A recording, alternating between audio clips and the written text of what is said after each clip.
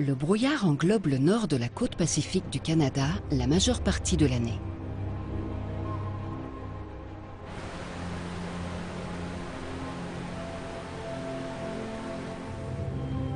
La forêt pluviale du Grand Ours, à la frontière de la Colombie-Britannique et de l'Alaska, n'a pas changé depuis la dernière période glaciaire. Mystérieuse, elle est peuplée de créatures sauvages et mythiques.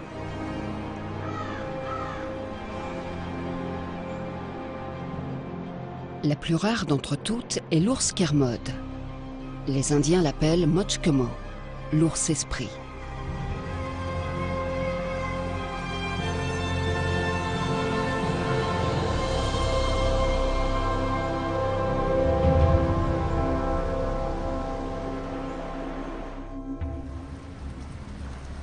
Il n'y a pas de route dans la forêt pluviale du Grand Ours, et nulle part de toute façon sur cette côte. Le meilleur moyen d'accéder à ce labyrinthe d'îles est le bateau.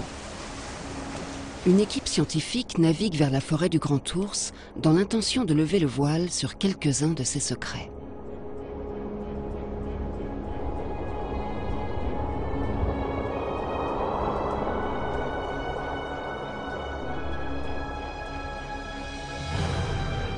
Peu de régions du monde produisent autant de biomasse que cette forêt pluviale tempérée. C'est la plus grande et la plus productive de la planète. Elle se trouve sur la côte ouest du Canada. Ses fjords et ses îles s'étendent sur plus de 300 km le long du Pacifique Nord.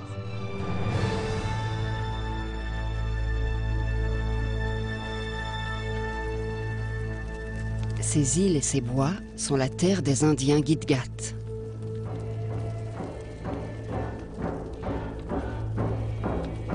Dans leur culture, l'homme ne fait qu'un avec la terre, la forêt, l'océan. Et les animaux sont ses frères.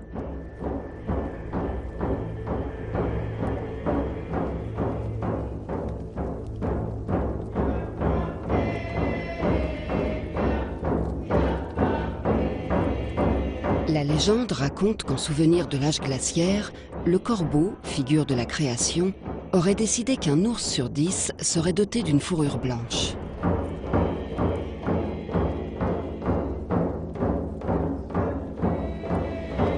C'est ainsi que seraient nés les ours esprits, les ours blancs de la forêt pluviale.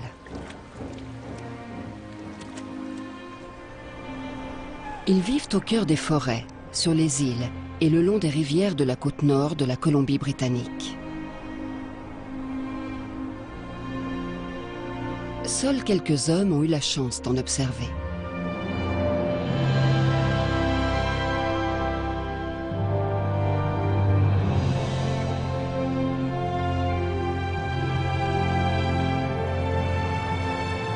Les montagnes côtières bloquent les nuages en provenance de l'océan.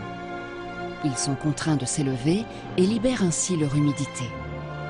Les précipitations quasi permanentes qui en résultent sont le moteur de la forêt pluviale.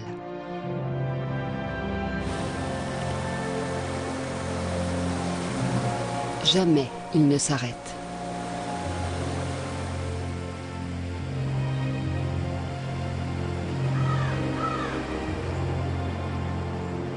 Les roches, les arbres, vivants ou morts, sont tous couverts d'une épaisse couche de mousse qui remplit une fonction capitale.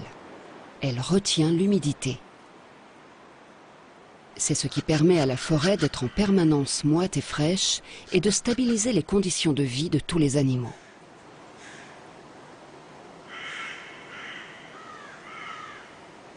Dans les forêts pluviales tempérées du Nord, la biomasse ne se décompose pas aussi vite que dans les forêts tropicales.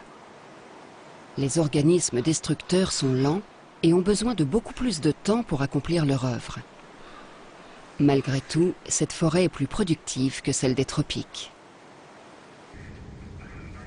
Dans cette région reculée, faire des recherches ou tout simplement se déplacer n'est pas chose facile. Peu de petits bateaux s'aventurent aussi loin au nord. La période la plus propice pour observer des ours est celle où ils rejoignent les rivières pour le grand événement de l'année, l'arrivée des saumons à la fin de l'été. Pour l'instant, le calme règne. Sur les îles les plus éloignées, l'équipe scientifique a repéré une meute de loups côtiers. De petite taille, ils forment une sous-espèce génétiquement distincte des loups gris qui vivent plus à l'intérieur des terres. Ils sont isolés sur ces îles depuis l'âge glaciaire et sont les seuls loups à manger du poisson. D'ailleurs, les carcasses de mammifères marins échoués sur les plages constituent l'essentiel de leur alimentation.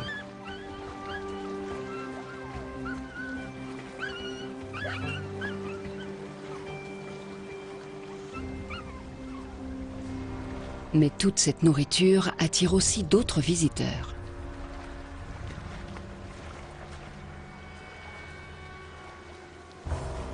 Les jeunes loups n'ont rien à craindre de l'ours noir.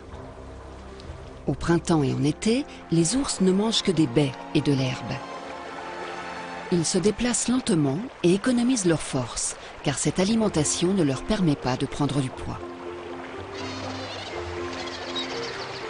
Les loutres de rivière qui vivent sur ces îles se sont adaptées à l'eau de mer. Pour elles non plus, l'ours ne constitue pas une menace. Elles sont rapides et futées.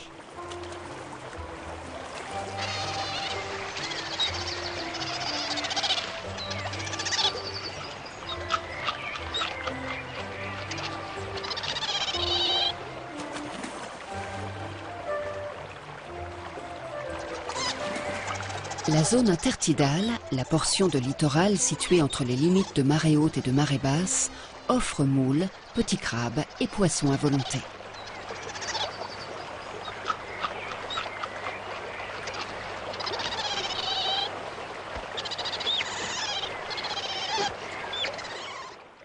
Les corbeaux, les crieurs publics de la forêt, annoncent l'arrivée d'un visiteur.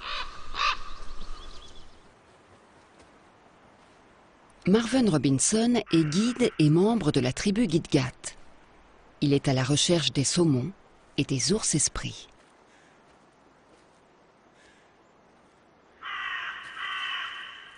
Cette forêt a beaucoup d'importance pour moi. Il y a environ 18 ans, c'est ici que j'ai vu mon premier ours esprit. Jusque-là, les ours esprits avaient toujours été entourés de mystères.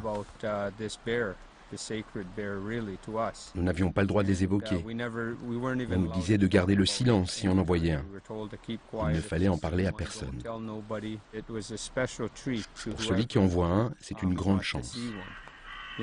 Très peu de gens ont vu ces ours rarissimes. Avec le temps, j'ai trouvé de bons coins pour les observer. Mais on ne les divulgue pas aux étrangers.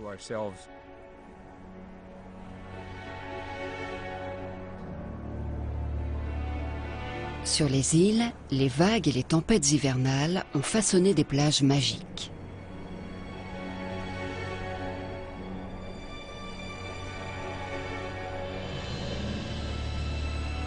La plupart des îles sont rocailleuses et escarpées. Les grands estuaires et les criques peu profondes sont rares. Mais les falaises abruptes offrent aussi de la nourriture. Et parfois, certains chanceux peuvent y observer des ours esprits.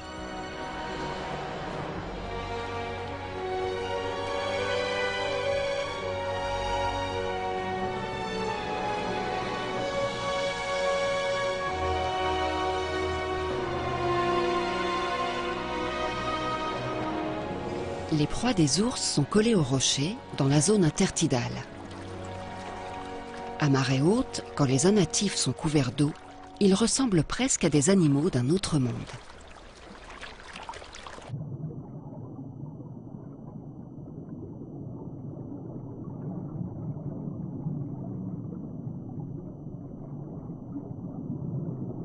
Les cires, ces appendices qui ressemblent à des plumes, leur servent à filtrer le plancton. Difficile d'imaginer que ces petites créatures sont cousines des crabes.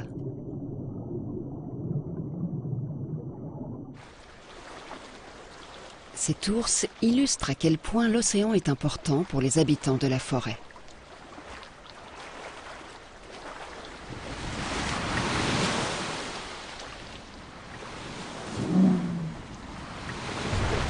Mais il y a aussi de quoi nourrir les plus grands animaux marins, comme les baleines.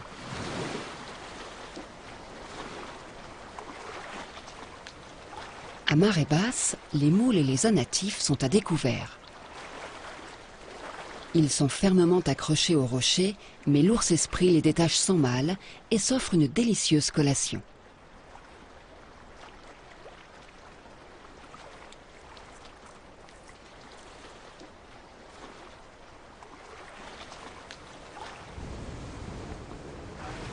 Aujourd'hui, l'équipe scientifique a pris la mer pour tenter d'observer l'ours-esprit. La chance leur a souri. On estime qu'il y a entre 400 et 1000 ours-esprits. Ils sont encore plus rares que les pandas géants.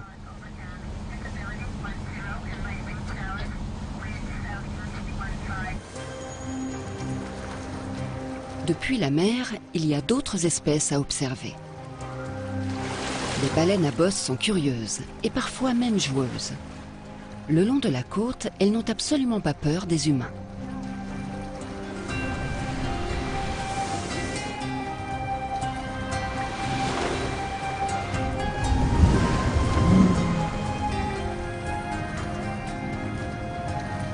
L'équipe se rend à Hartley Bay, où vit Marvin Robinson.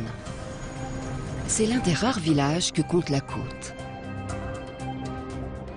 Ici non plus, il n'y a pas de route, mais seulement quelques passages en bois entre les maisons. Cela n'empêche pas les habitants de faire pleinement partie du monde d'aujourd'hui. Près de 150 personnes vivent à Hartley Bay. La plupart sont des guides-gattes. Ils se font un plaisir d'accueillir les rares visiteurs qui viennent jusqu'à leur communauté isolée. Ils sont fiers de l'héritage de leurs ancêtres qui vivaient ici et pêchaient dans ces mêmes fjords.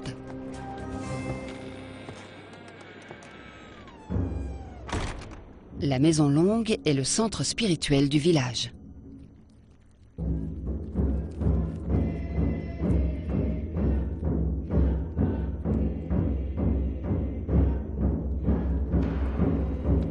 Les familles viennent ici pour chanter et danser, tandis que les anciens transmettent les légendes de leur tribu.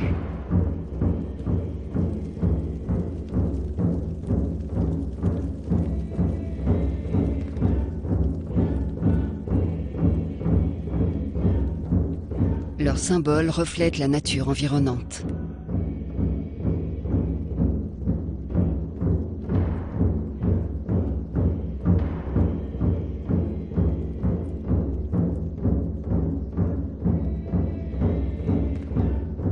Avec l'aide des esprits, les chefs espèrent protéger leurs terres pour les générations futures.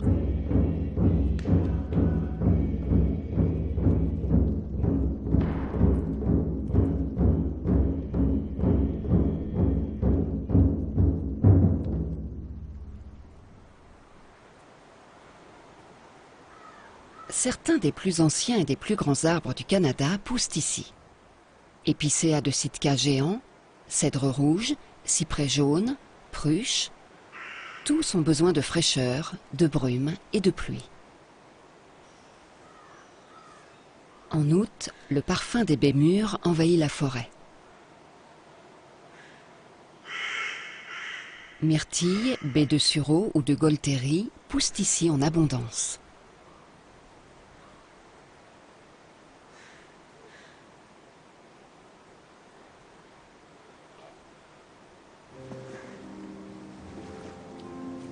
Elles jouent un rôle capital pour les ours. Elles leur permettent de traverser les mois d'été en attendant l'arrivée des saumons.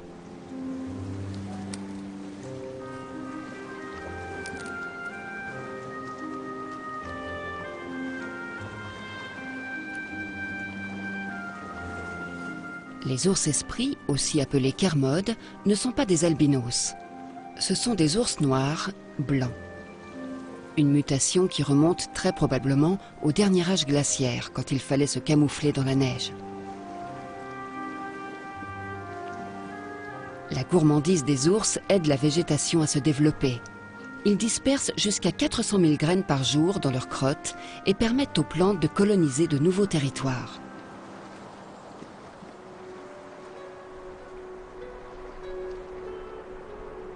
La brume peut recouvrir la forêt et plonger un paysage ensoleillé dans la pénombre en l'espace de quelques minutes.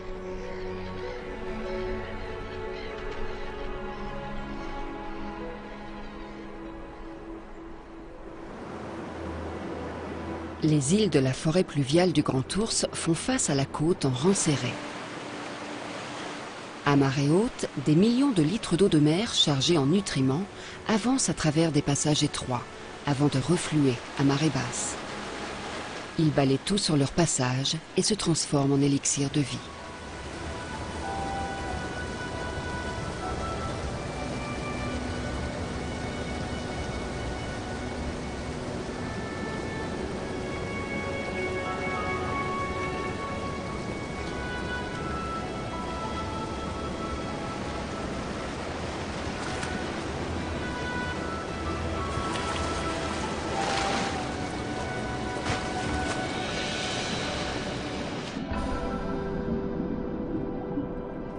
En août, de grands bancs de jeunes poissons migrent à travers les eaux qui séparent les îles. Ils sont suivis de près par les baleines à bosse qui jettent leurs filets à bulles d'air pour piéger leur proie.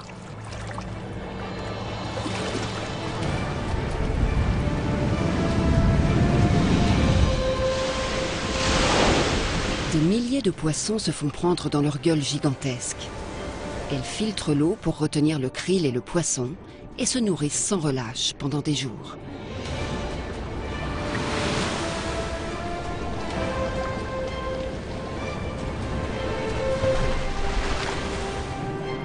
Mais la nature a des réserves.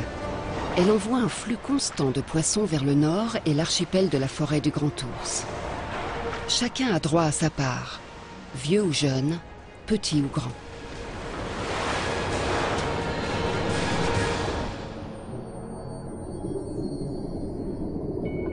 C'est un pays de cocagne, les Galapagos du Nord en quelque sorte. Les espèces ne sont pas aussi nombreuses et variées que dans les récifs coralliens des tropiques, mais les couleurs éclatantes et les dimensions des organismes sous-marins ne craignent pas la comparaison.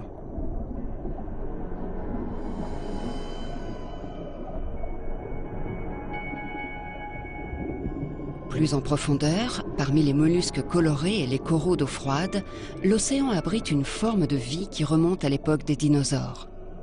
Des éponges siliceuses. Les structures de ces organismes de 300 millions d'années sont réellement en verre et extrêmement fragiles.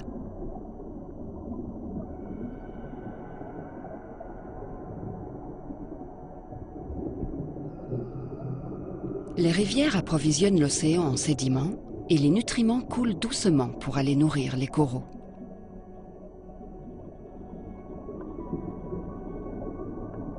Leurs branches rouges offrent d'excellentes cachettes aux petits crabes et aux poissons.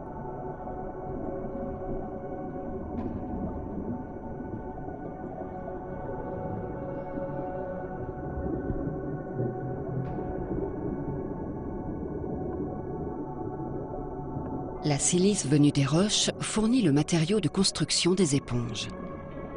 Alliée au sable et à l'eau, elle permet de fabriquer du verre. Sur le plateau continental, entre 180 et 300 mètres de fond, il y a même des champs d'éponges de verre. Elles sont présentes dans différentes régions du monde, mais ce n'est que le long de la côte ouest du Canada qu'elles se constituent en récifs entiers.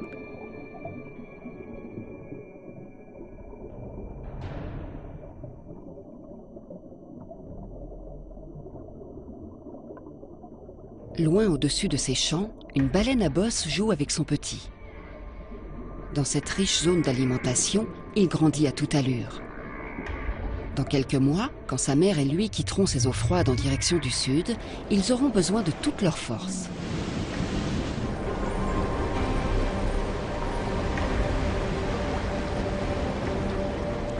La mère saute hors de l'eau pour montrer sa puissance. C'est monnaie courante ici, mais cela n'en reste pas moins un spectacle impressionnant.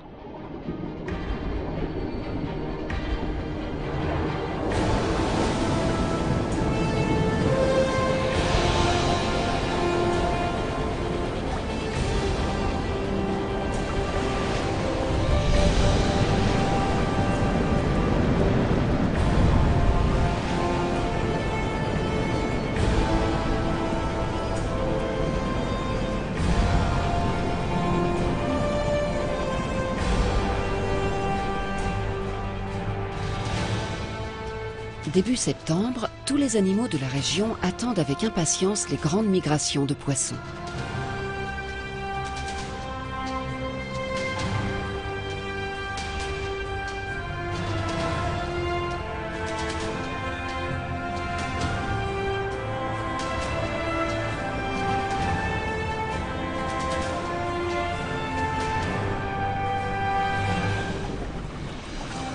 L'équipe scientifique met le cap à l'ouest. À la limite du Grand Large, sur des îles fouettées par le vent, une colonie d'otaries attend les poissons à l'abri des ours et des autres prédateurs.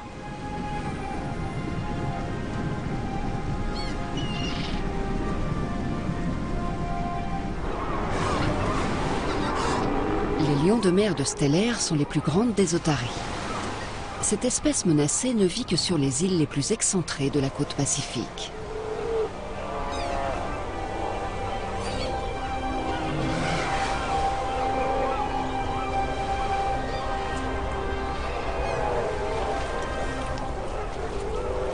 Les mâles, puissants et fortement territoriaux, peuvent mesurer plus de 3 mètres et peser jusqu'à 1100 kg.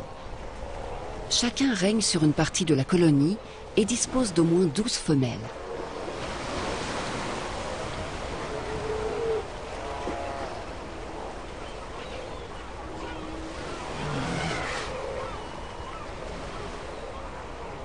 Depuis les années 1970, leur nombre a chuté de 80%.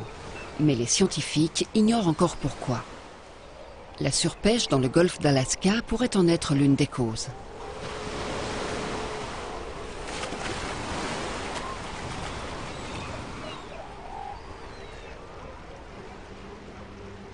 Le temps change. Les grosses pluies qui marquent la fin de l'été déclenchent une migration épique. Après 3 années passées en mer, les saumons repartent vers les rivières qui les ont vus naître.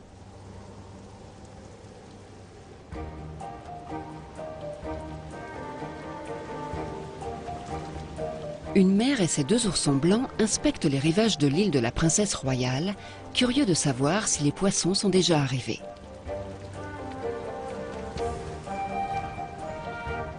La couleur blanche est transmise à un ours sur 10 par le biais d'un double gène récessif. Des oursons blancs ne peuvent voir le jour que si les 2 parents en sont porteurs. Or, des ours à la fourrure noire peuvent tout à fait porter le gène des ours esprits.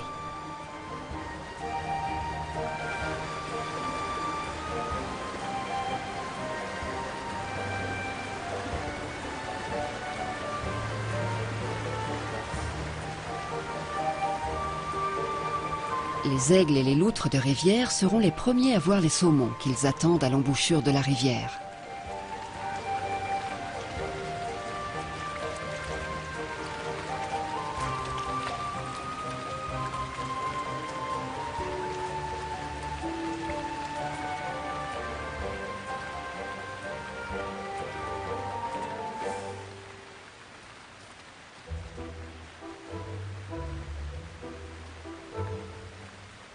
Plus en amont, une mère ours étudie le niveau de l'eau.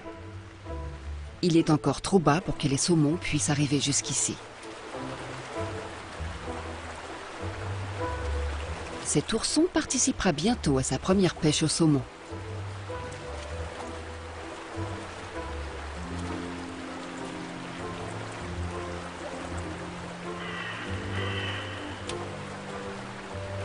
Les aigles, les ours, les otaries, les loutres et même les arbres attendent la plus grande arrivée de nourriture de l'année.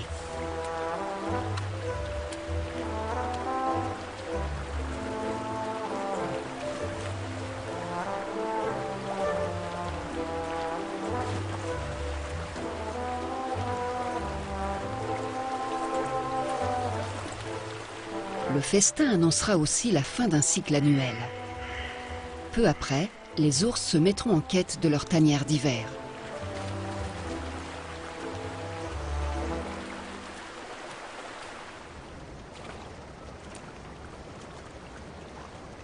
Marvin Robinson piste les ours esprits sur les îles et à l'intérieur des terres.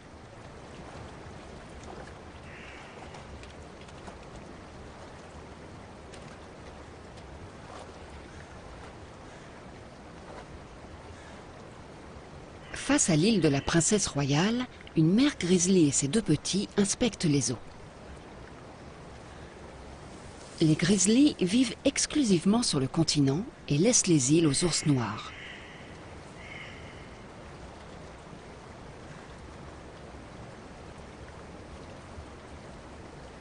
D'habitude, ils évoluent plus haut dans les montagnes. Mais pour les saumons, ils descendent vers les estuaires. Marvin est inquiet. Les pluies ont été tardives. Il croise les doigts pour que la migration des saumons n'en soit pas affectée.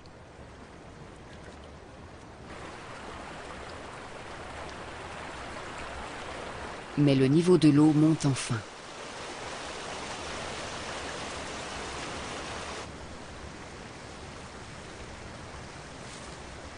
Les grizzlies profitent de l'attente pour faire le plein de sucre et cueillent les dernières petites pommes sauvages le long des rives.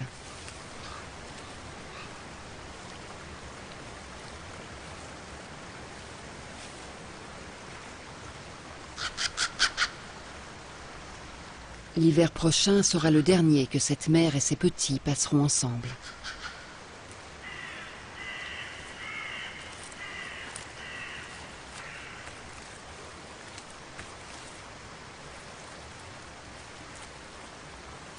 Si elle engraisse suffisamment, elle mettra bas au printemps prochain. Mais si la pêche au saumon n'est pas assez bonne, l'ours interrompra sa grossesse et réabsorbera au cours de l'hiver l'embryon déjà présent dans son utérus. Toujours pas de saumon. Mais à présent, les pluies automnales battent leur plein. Cette région reçoit 4500 mm de précipitations par an, soit 4 fois plus qu'une ville très pluvieuse comme Vancouver, plus au sud, le long de la côte. Son nom de forêt pluviale est plus que mérité.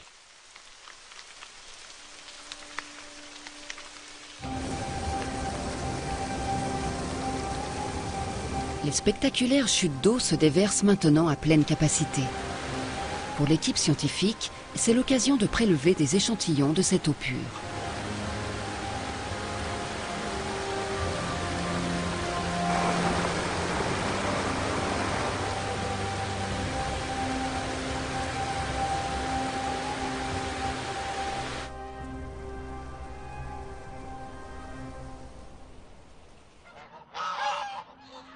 L'automne est là et les oies entament leur migration.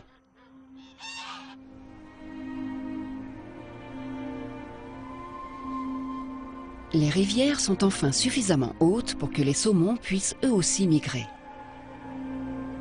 Ils vont retourner dans les eaux où ils sont nés, entre les bancs de sable situés plus en amont.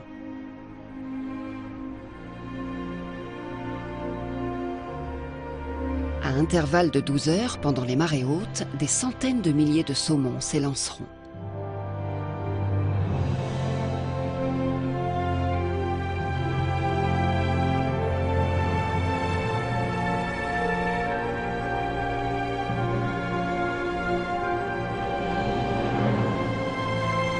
Les saumons roses et les saumons coho ont besoin des eaux limpides de ces rivières pour se reproduire.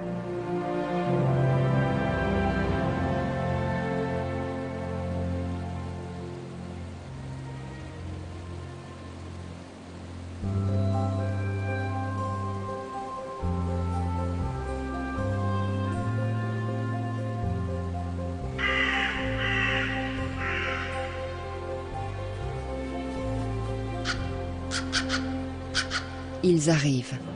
Les corbeaux répandent la nouvelle. Il faut une énergie et une détermination à toute épreuve pour effectuer ce périple. C'est maintenant ou jamais. Ces saumons n'auront pas d'autre occasion de se reproduire.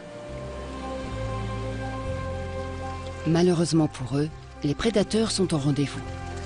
Des mouettes aux loutres, chacun veut sa part. La longue attente est enfin terminée.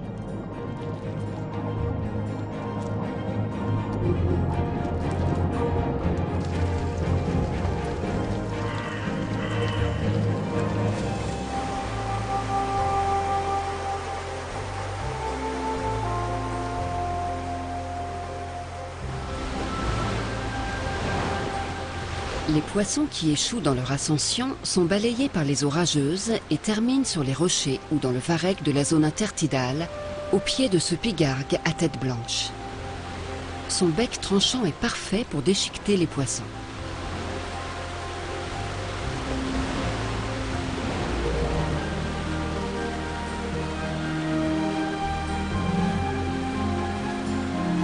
Les mouettes auront aussi leur lot. Mais sur cette côte, ce sont les pigargues à tête blanche, les rois des airs. En voie d'extinction il y a encore quelques années, ces oiseaux majestueux ont fait un retour en force impressionnant.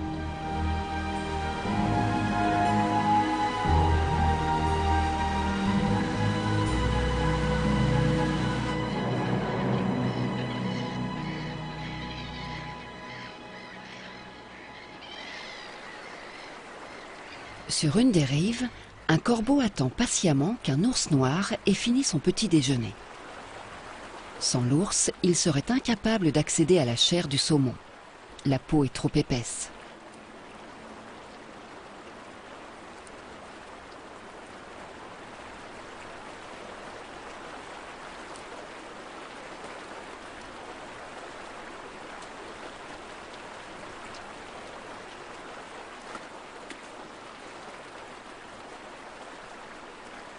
Ce malheureux saumon n'aura pas eu le temps de se reproduire. Il est tombé dans la dernière ligne droite.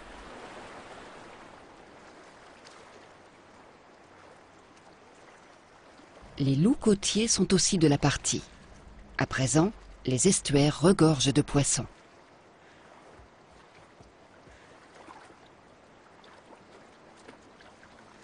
Les jeunes suivent leur mère qui tente de leur apprendre les ficelles de la pêche au saumon. Mais pour eux, ce n'est encore qu'un jeu.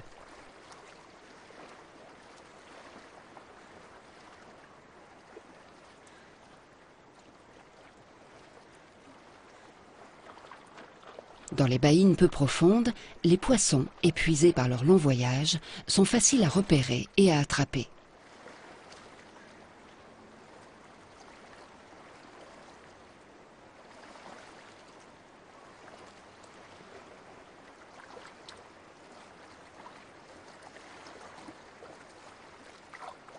La mort d'un poisson est un événement apparemment sans importance. Mais l'accumulation de ces destins individuels assure la pérennité de tout un écosystème.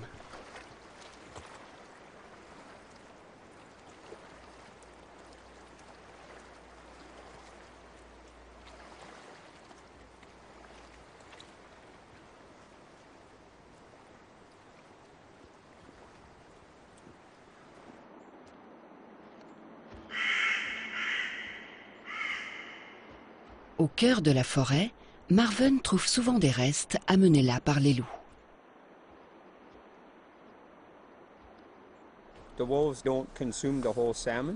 Ils ne mangent que la tête des saumons qu'ils emmènent avec eux dans la vallée.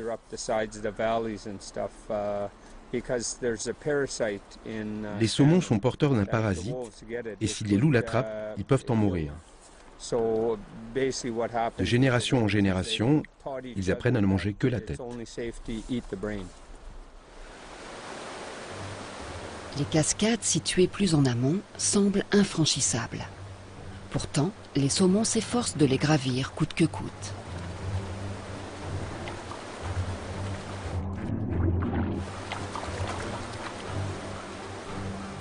Les plus résistants voient leurs efforts récompensés.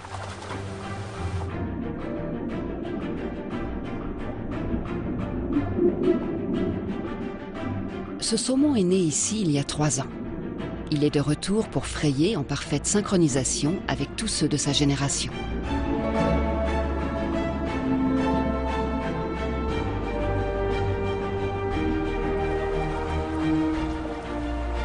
Au cours des premiers mois qui suivront l'éclosion, les jeunes poissons resteront dans leur cours d'eau de naissance. Puis, pendant l'été, ils descendront vers la mer où ils finiront de grandir.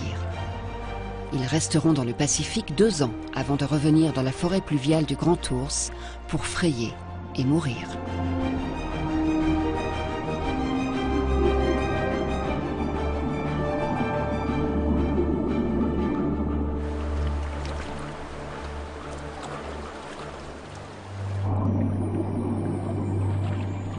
En pleine poussée d'hormones, les poissons perdent conscience de leur environnement et de la présence de prédateurs.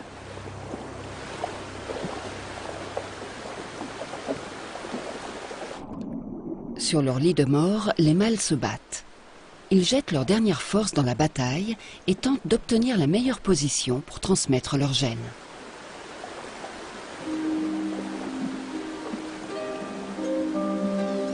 Le cycle de la vie se perpétue comme chaque année depuis des temps immémoriaux. Les mouettes et les autres animaux de la côte en sont les heureux bénéficiaires.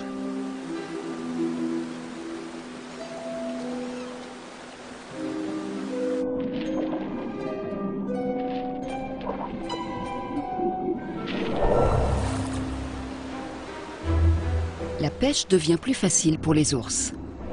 Les poissons sont hébétés et ne réagissent qu'au moment où la patte arrive sur eux, quand il est trop tard pour s'échapper.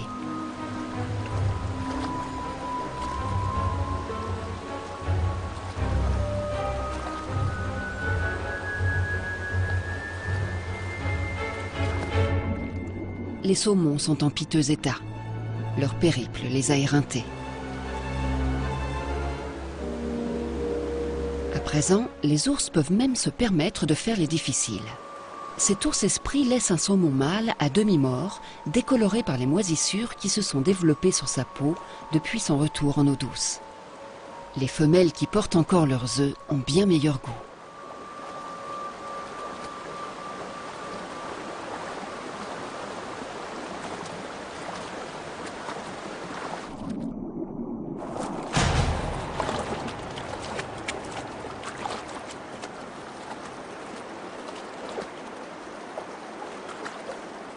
Au cours des 10 jours que dure la remontée des saumons, chaque ours et chaque loup en emportent environ 1600 dans les bois.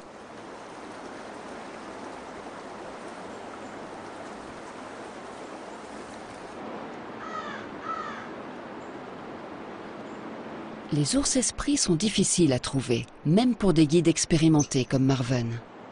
Il accompagne des chercheurs et des touristes qui espèrent admirer des ours blancs en pleine période de migration des saumons. Pour l'instant, ils n'ont vu que des ours noirs et des écureuils.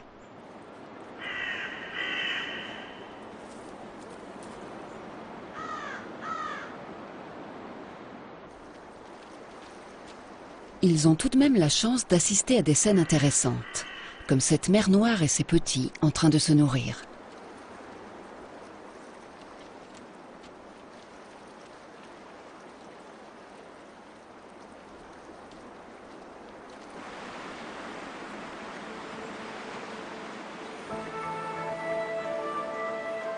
Il y a de fins gourmets dans la forêt.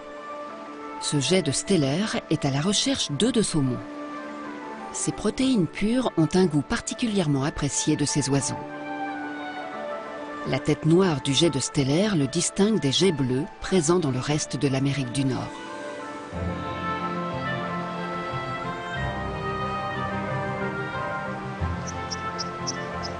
Les cincles aussi sont amateurs d'œufs de poisson. Leur plumage huileux et étanche leur permet de plonger et de nager sous l'eau.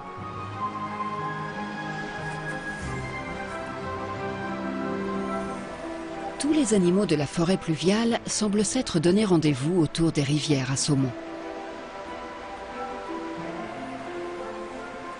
Les plus petits ont besoin d'agilité, d'une vue perçante et d'un peu de chance.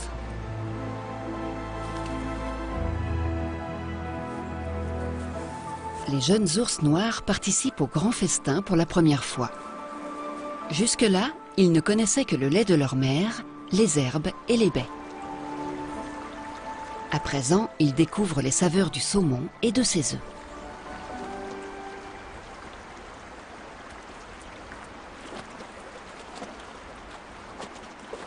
Dans ces eaux limpides, ils se repèrent sans mal et vu leur état de fatigue, ils devraient être faciles à attraper.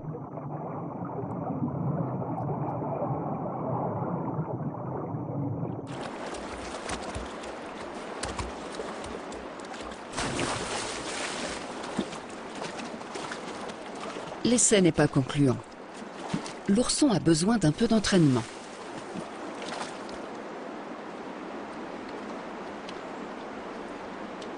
Marvin arpente les cours d'eau depuis des jours. Soudain, le voilà. Face à lui, un ours-esprit, un des plus grands miracles de la nature.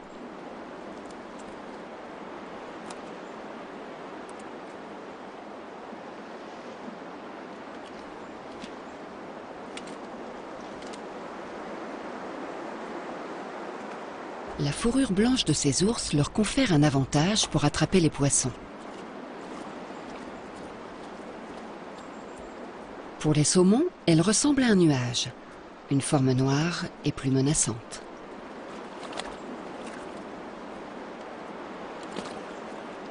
Marvin préfère croire à la légende.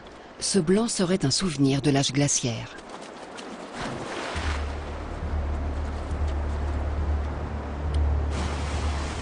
Les années de vache maigre, une fourrure blanche peut faire la différence. Mais au plus fort d'une bonne migration, tous les ours peuvent manger jusqu'à s'en faire éclater l'estomac.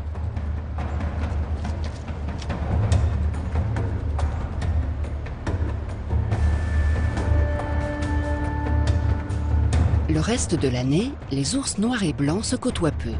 Mais à cette période, ils convergent tous vers les meilleurs lieux de pêche.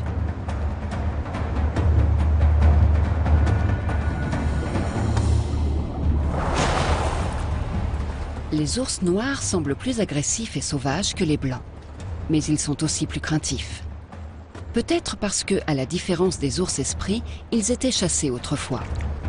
En revanche, tous sont identiques sur un point.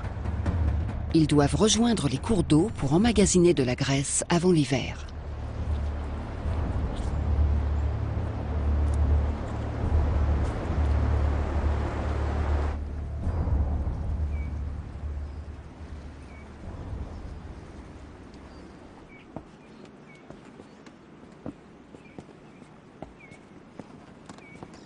Depuis des siècles, le saumon est aussi l'un des aliments de base des Amérindiens de la forêt pluviale du Grand Ours. Certains anciens, comme Helen Clifton, continuent de sécher et de fumer le saumon de façon traditionnelle.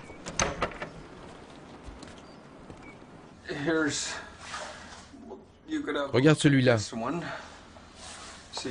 Tu me diras s'il est prêt. Non, la peau n'est pas encore assez sèche. Il faut le fumer un peu plus. Voici ce qu'on appelle les bandelettes. Ce sont des ventres. Il y a un mélange de coho, de saumon rouge et de saumon royal. Là, on a le vieux bois. On fume le saumon avec du très vieux bois. Il produit une bonne fumée. Vous ne trouverez que du bois comme ça dans nos fumoirs. L'océan a été généreux avec nous.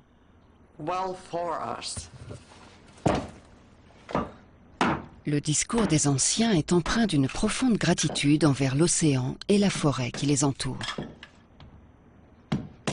À présent, Hélène transmet son savoir à Marvin, son gendre.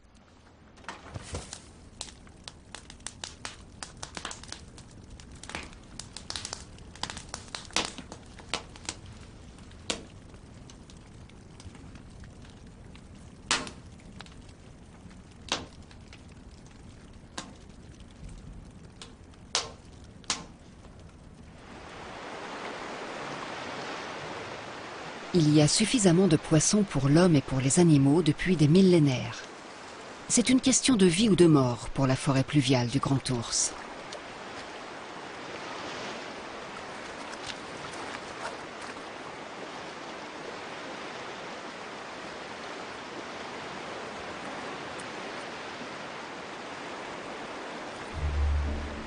Il faut espérer que ces oursons pourront vivre encore longtemps comme ils le font aujourd'hui.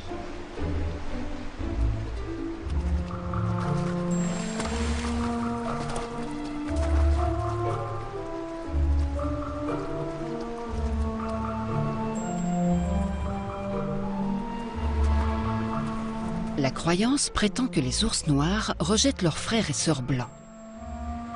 Quand ils se croisent, c'est généralement le blanc qui tourne les talons, même s'il est plus grand.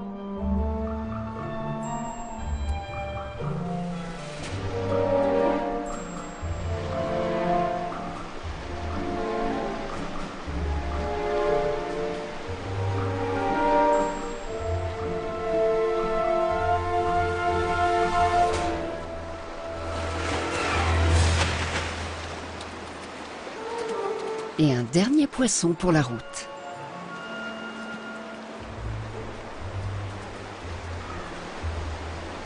Mais un rival l'observe. L'ours esprit se retire.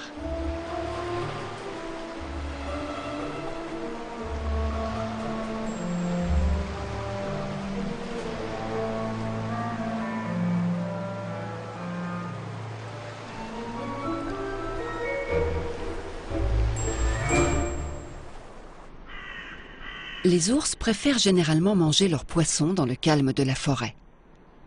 Ils profitent des troncs creux ou de cavités sous les racines pour se coucher et digérer.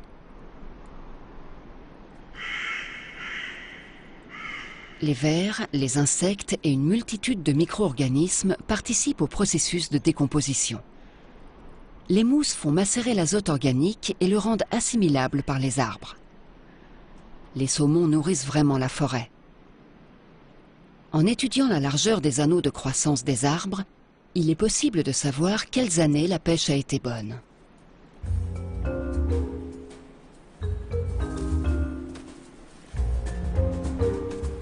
Quelques semaines plus tard, l'automne prend ses quartiers. La migration des saumons est finie, la forêt et ses habitants ont pris des forces cruciales pour l'hiver. Certains font des réserves de graines et autres provisions hivernales.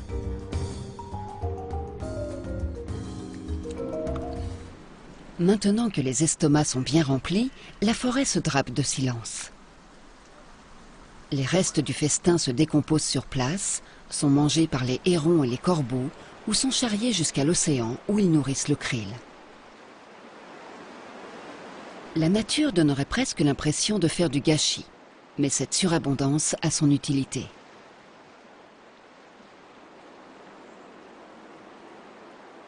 Les carcasses chargent l'eau de nutriments.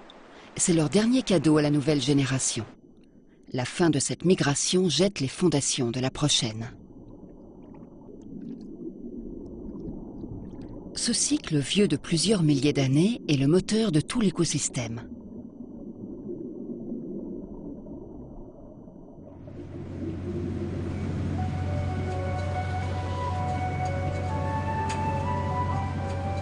Mais il faut plus qu'un moteur pour qu'il fonctionne. L'équipe scientifique en est convaincue. Il est impératif que tous les rouages soient à la bonne place pour que les fascinantes formes de vie de cette côte survivent.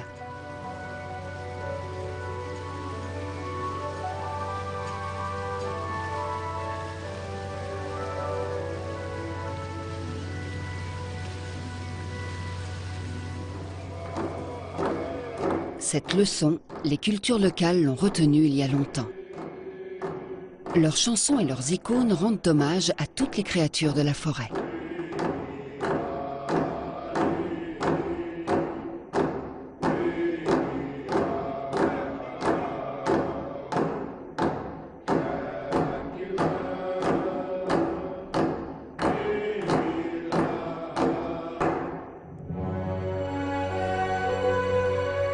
Les cours d'eau et les montagnes, la forêt et l'océan, les vents, les plantes, les animaux, tous ont joué leur rôle pour que cette forêt prospère au fil des siècles. Pour que l'ours esprit ait un avenir, cet écosystème devra rester intact.